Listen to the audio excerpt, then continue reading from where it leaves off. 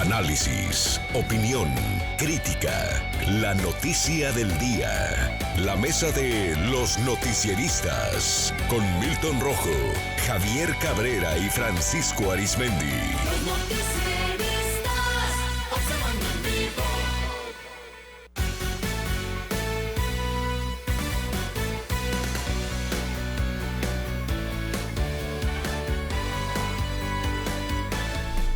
Ya la mesa de los noticieristas, gracias por continuar con nosotros. Saludo a Milton Rojo. Milton, ¿cómo está? Buenas tardes. Muy buenas tardes. Buen viernes, saludo a Javier Cabrera. Javier, ¿cómo estamos? Muy buenas tardes al auditorio. Saludos a Francisco Arizmendi, que hoy no pudo estar con nosotros.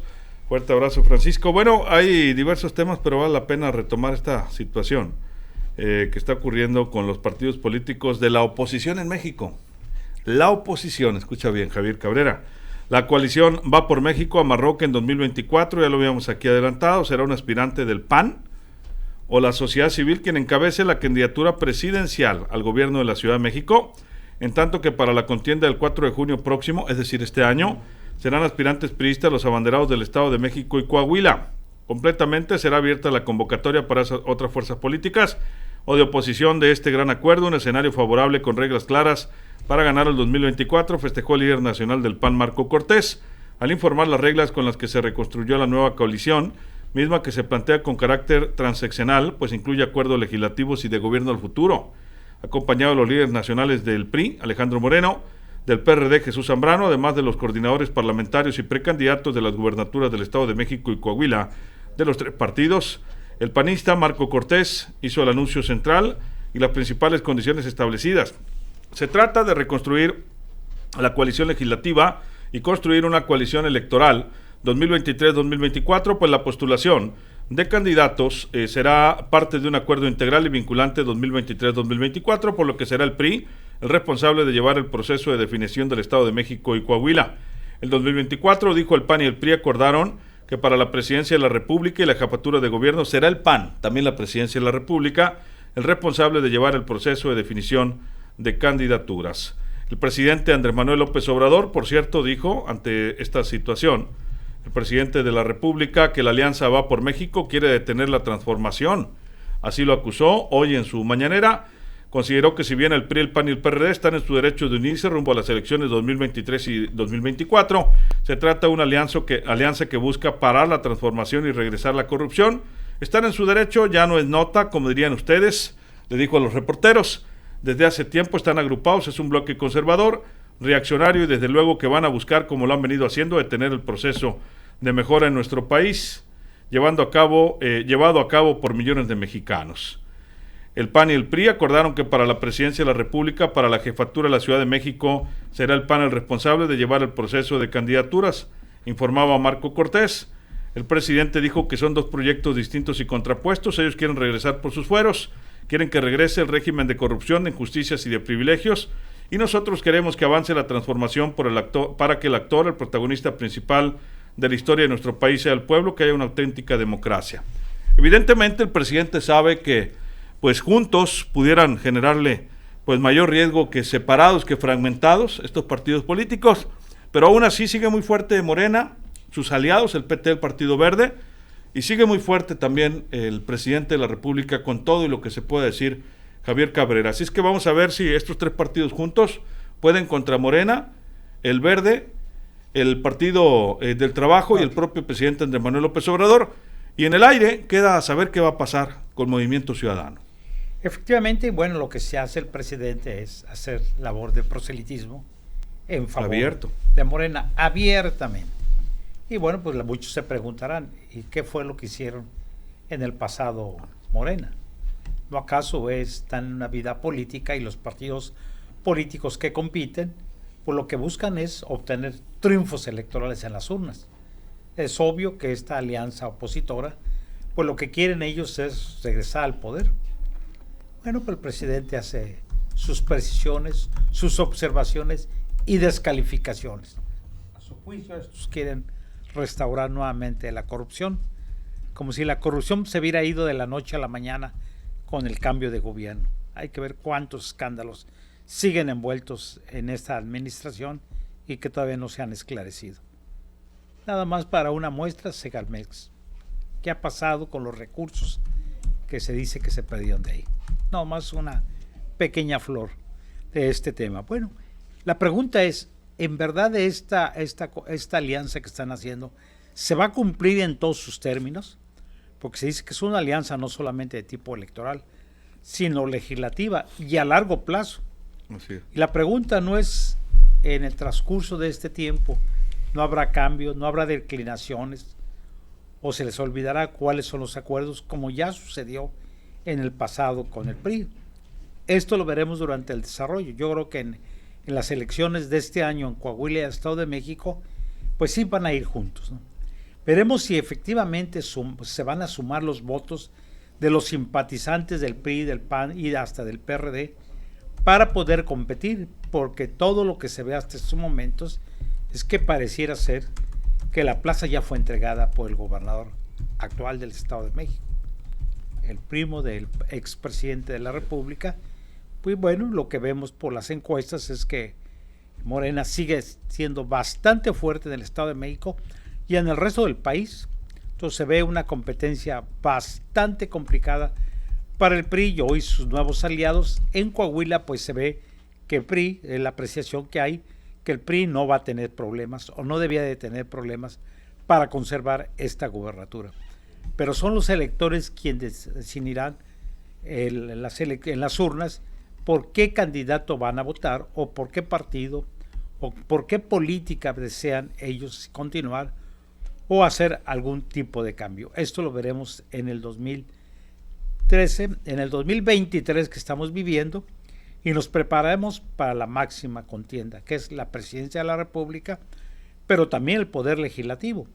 Y yo creo que es ahí donde le preocupa al presidente de la República más, de que pudieran perder un gran número de escaños y de curules en la próxima legislatura. Todo depende también de quién van a ser los candidatos que va a lanzar esta alianza, y también pues qué candidatos va a enviar Morena, por lo que vemos, porque hay una gran pugna nuevamente al interior de Morena sobre las posiciones. Pues así las cosas. ¿Y Movimiento Ciudadano para dónde lo ves? Hasta el momento, bueno, ha estado coqueteando con esta alianza, pero yo creo que no va a entrar a la alianza porque ellos quisieran poner algún candidato, ¿no? Y decir solamente de comparsa en estos momentos, ¿qué tanta rentabilidad política significaría para Movimiento Ciudadano unirse a este bloque? No le veo mucha rentabilidad. ¿Crees que vaya solo entonces por su Yo lado? creo que le va mucho mejor solo, aunque no tenga grandes conquistas, pero se convierte en una posible fuerza política en el futuro, opositora. Milton, ¿tu punto de vista? Bueno, ahorita lo que estamos viendo es un presidente sumamente empoderado, el presidente López Obrador. Yo creo que es uno de los presidentes en los últimos 20, 25 años que llega con, dijera el clásico veracruzano, en la plenitud de su poder. No lo dije como era, ¿no? En la plenitud de su poder. Y puede él ir definiendo cómo se va a ir dando el proceso de sucesión. Incluso hasta, vean, hizo una reforma al INE. Entonces va dictando las reglas del juego desde ahorita y va diciendo qué es lo que se tiene que hacer.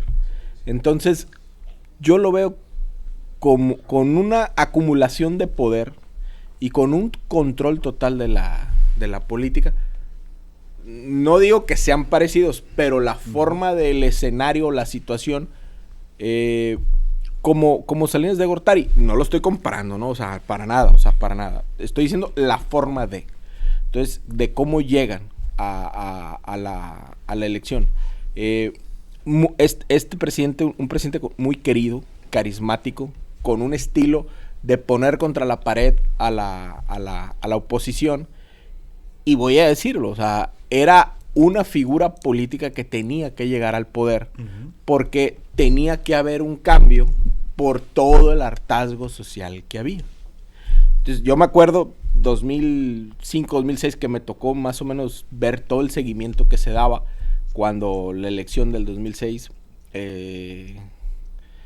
Yo me acuerdo unas cartas que le escribe en el Granma Fidel Castro Ruz. ¿Te acuerdas? ¿Se acuerdan del...? Sí.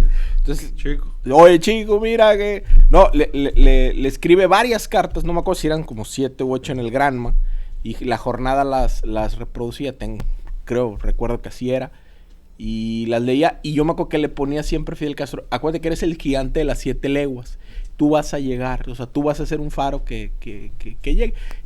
Y obviamente, al llegar el presidente, la oposición tiene que cambiar caras, formas. ¿Para qué? Para no darle sustento al discurso político del presidente. Porque, ¿qué era cuando estaba en la posición? ¿Qué es el presidente? Ahí van los del PRIAN. ¿Y qué hace? Se unen. Entonces, ahorita, y lo decía Enrique Alfaro, gobernador de Jalisco, Movimiento Ciudadano, decía, es que nosotros en Movimiento Ciudadano sí tenemos una narrativa que hemos construido para ir por la clase media, por el estudiante, por la gente. Sí tenemos eso. Y lo vamos a hacer en la presidencial.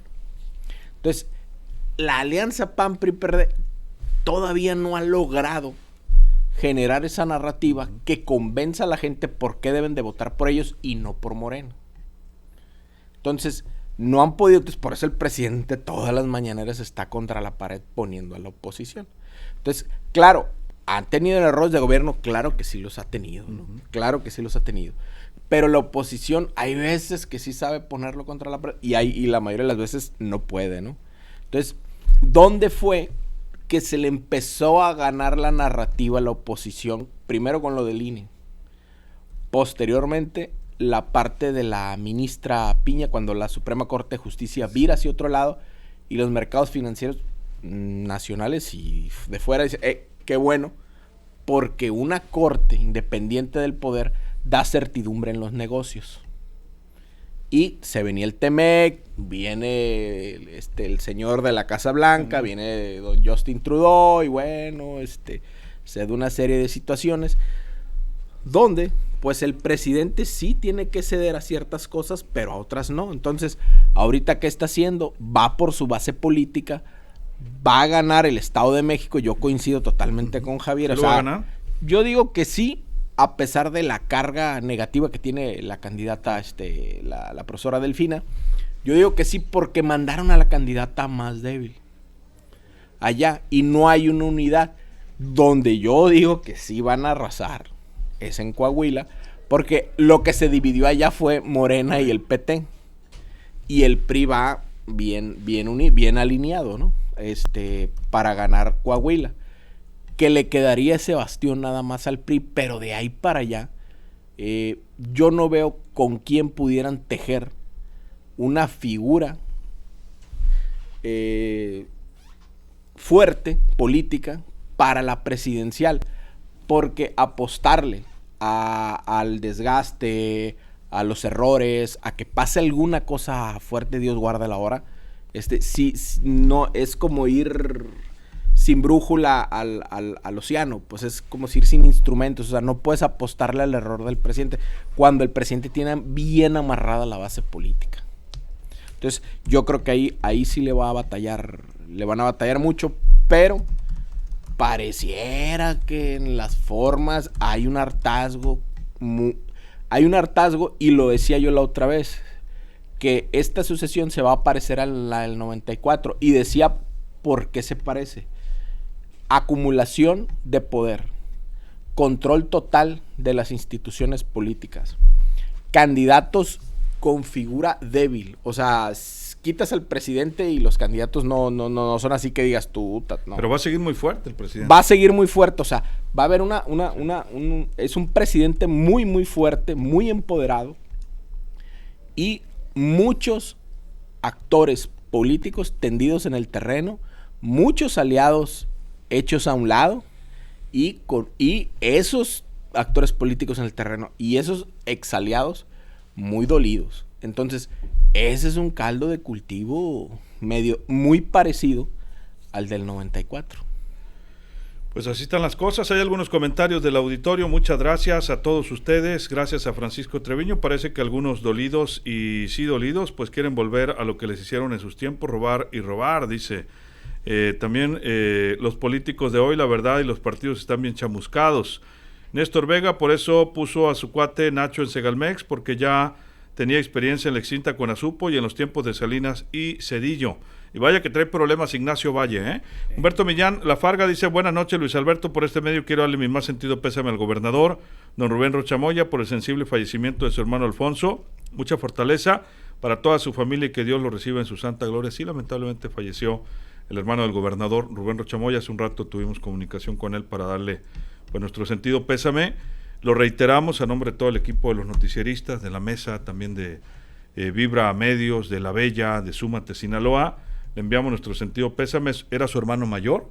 Recientemente justamente había estado acá en la zona de Batequitas, Badiraguato, inaugurando una obra que pues comentaba el gobernador pues que era una obra soñada desde su niñez, que hubiera pavimento hacia la comunidad en la que ellos crecieron. Y bueno, pues lamentamos mucho la muerte de Alfonso, quien fuera hermano mayor del gobernador Rubén Rocha Moya. Tenemos información, nos comentaban que pues estará siendo velado en Funeraria San Martín, ubicada en Boulevard Luis Encinas, en la colonia Centro de Hermosillo, Sonora, donde él radicaba. Pues hasta hoy sus últimos días. Descansa en paz y pronta resignación. Javier. Mira, el tema político, lo que vemos es efectivamente el problema de los partidos opositores que hoy van en una alianza, no han podido dibujar o cambiar la percepción que tienen los ciudadanos sobre ellos, sobre todo el PRI, más que el Partido Acción Nacional y más que el Partido PRD.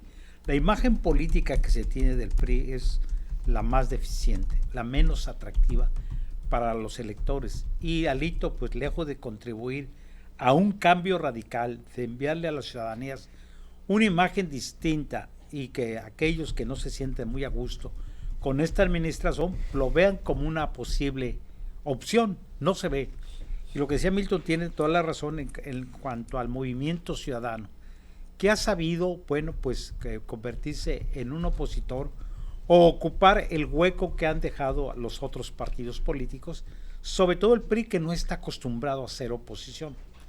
El PAN sí estaba acostumbrado a hacer oposición, pero en un pasado, pero con una mística mucho más soñadora, mucho más humanista del Partido Acción Nacional.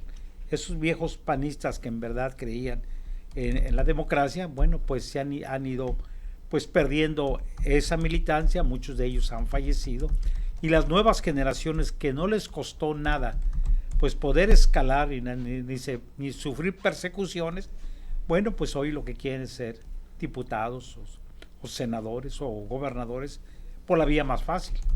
Y lo que vemos que son grupos políticos bastante enquistados en el PAN que no quieren soltar el poder. Y eso se dificulta. El PRD pues prácticamente desaparecido del escenario nacional, después de haber sido una fuerza de izquierda sumamente importante sin duda, pues la mayoría de ellos se fueron con Morena.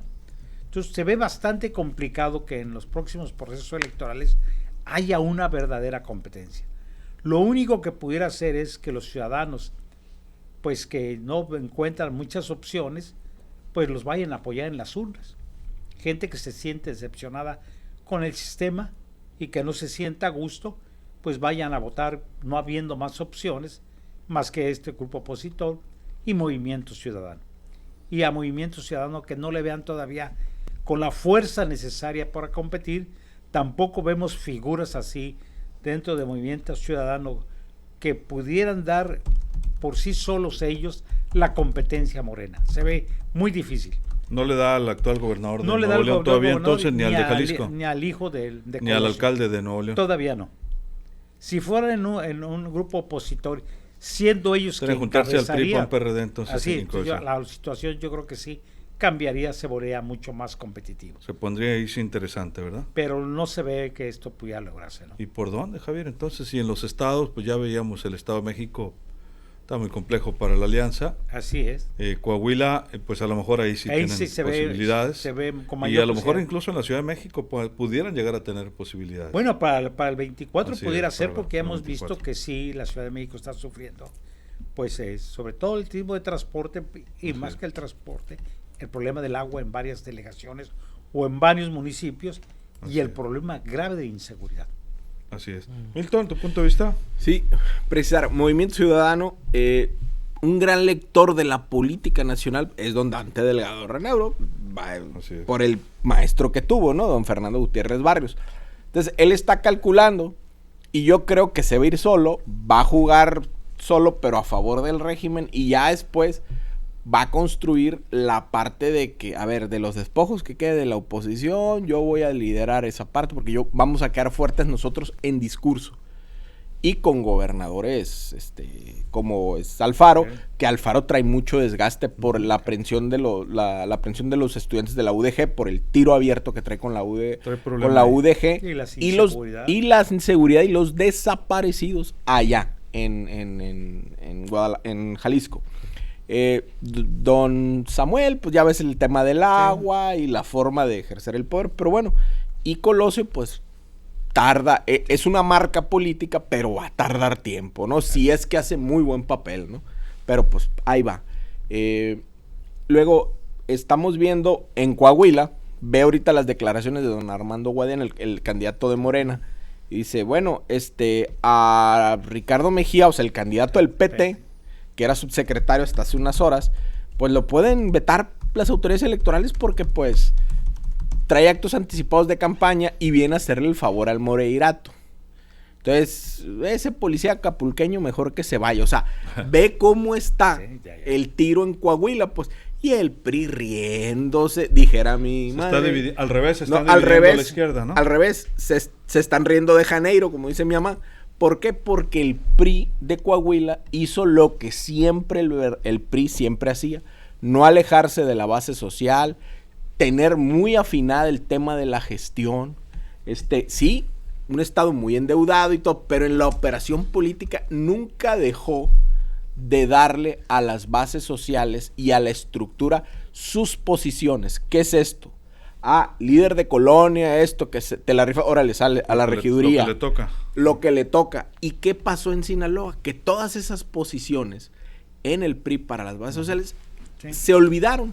Ni posiciones en la administración pública, ni posiciones en el marco político. Todo fue en lo cortito. Don fulano, esto, lo otro, tal.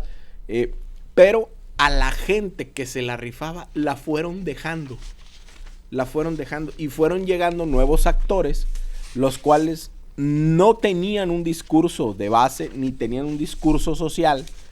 Y se fue alejando el aparato político, la clase política se fue alejando de la base. ¿Y qué le dejaban a la base?